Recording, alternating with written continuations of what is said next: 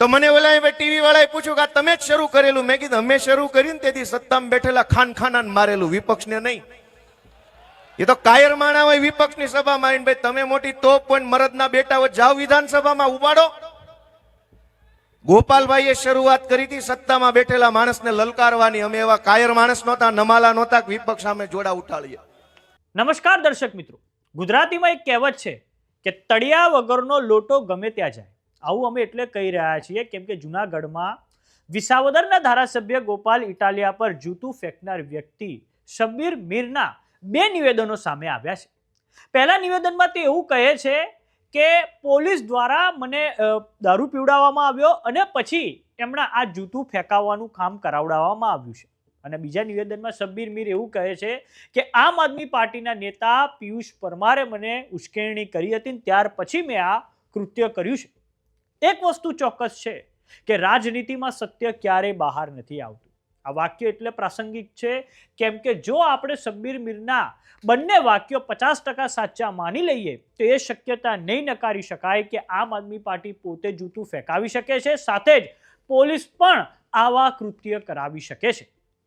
પરંતુ એક વસ્તુ સાફ છે કે ગુજરાતમાં 2027ની જે વિધાનસભાની ચૂંટણીઓ આવે છે તે પહેલા જ રાજકારણ ખૂબ ગરમાઈ ગયું છે.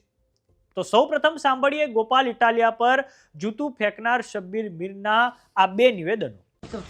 ભંડુરી રામજીભાઈ ભકાભાઈ એનો છોકરો મિત ને બીજા એક ભાઈ હતા, એનું નામ છે ભરતભાઈ, ને એક બીજા વ્યક્તિ હતા કે હું સાહેબ છે ને મિનિસ્ટર છે, કે તમારે આ કે કામ કરવાનું છે ભાઈ, કે તમારે કે એને જૂતું મારવાનું છે, કે આવું કામ કરવાનું છે, તમને પૈસા મળશે, આ રીતના કચ્ચા મળે પણ કે હું તમને અડધા કરાવી દઈ એમ કઈ કહેતા હતા. એ રીતના મને આ રીતના ઓફર ફેંકીને મને કરાવ્યું. આગળ પૂરા નામ બોલ બધાને. ને મિત નામ છે, એક ભંડુરીનો મિત કરીને છે, રામજીભાઈનો છોકરો ભકાભાઈનો મિત, ને એક બીજા બાપભાઈ રાજુભાઈ કરીને 4 વ્હીલ વાળા ભાઈ, ને એક બીજા ભાઈ હતા એને મારું નામ. પોલીસમાં કોણ હતો? ને એક કોક ભાઈ હતો ડ્રાઈવર કરીને, એ કે હું પોલીસમાં છે ને આમ છે ને તેમ છે, એ કે તમે કઈ વાળ વાકો ના થવા દો, કે તમે કે આ વસ્તુ કરજો, કે જરૂર. ને મને માણાવદર ખાસ ગાડી તેડવા આવી હતી 4 વ્હીલ. હું પ્રોગ્રામ કરું છું, વગાડવાનું કરું છું, માણાવદર વગાડવા વહી ગયો તો મને ત્યાંથી તેડી ગયા ને જબરજસ્તી દારૂ પાઈને આવું વગાડવાનું કરે કે આ બગાડવાનું કરે કોકને, એ રીતના મેં મને લઈ ગયા હતા. આ રીતના માળિયા મને રાતે પોલીસ સ્ટેશને લઈ ગયા હતા. એ લોકો મને તેડવા આવ્યા. ગોપાલભાઈ માથે મેં ચંપલનો ઘા કર્યો જૂતાનો.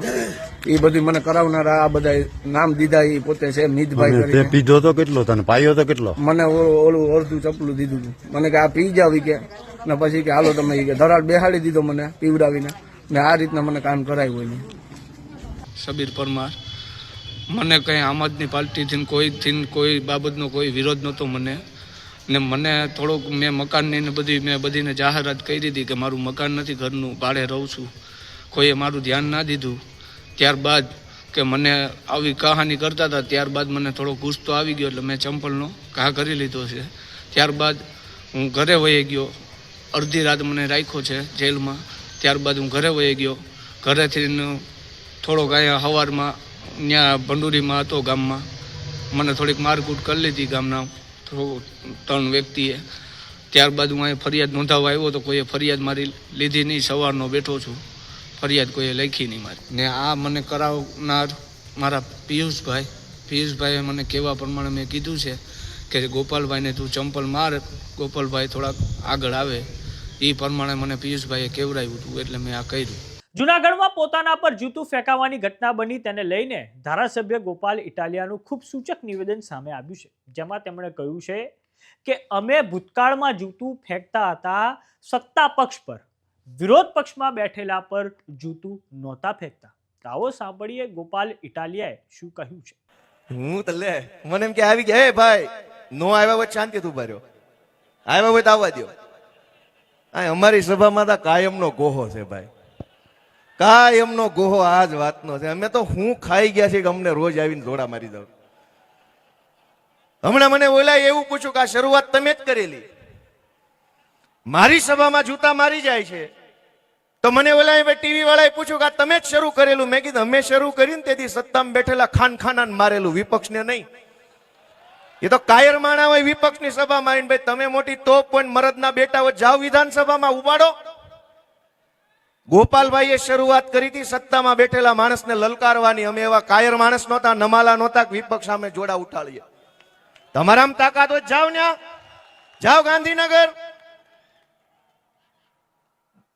ગાંધીનગર ન જવાય, કાબરા કરી નાખે ને હાથ પેઢીયું ભૂલી જાવ કોણ બાપા હતા ને કોણ દાદા હતા. ત્યારે અમારી સભામાં આવો છો અને કે ગોપાલભાઈ શરૂઆત કરેલી, તમે જ આવું કરેલું. અમે કરેલું, પણ ક્યાં કરેલું, કોની સામે કરેલું અને કયા મુદ્દે કરેલું.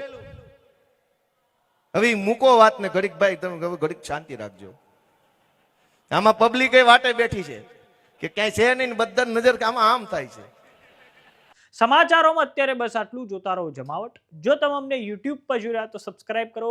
જો તમે અમને ઇન્સ્ટાગ્રામ અને ફેસબુક પર જોઈ રહ્યા તો ફોલો કરો. સાથે જ અમારી વોટ્સઅપ ચેનલ આવી ગઈ છે, જોઈન કરવાનું ના ભૂલતા. નમસ્કાર.